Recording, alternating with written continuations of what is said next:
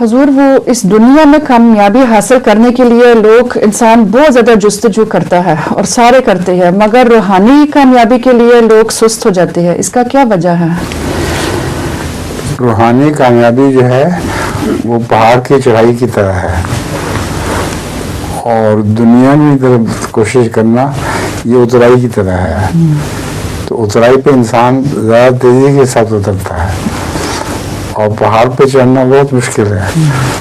تو اس لیے روحانی ترقی کی طرف لوگ کم توجہ کرتے ہیں، لیکن بہت محنت کرنی پڑتی ہے۔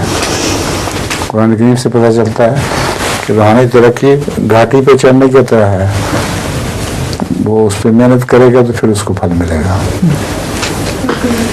میں نے کہا ان کی شکل ان سے ملتی ہے، غلام دستگیر صاحب جو ہیں ان کی پوتی اچھا، آصفہ، ہاں تو تھوڑی سی یہ بچی، یہ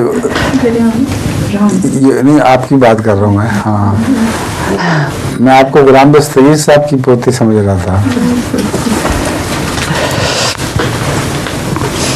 السلام علیکم۔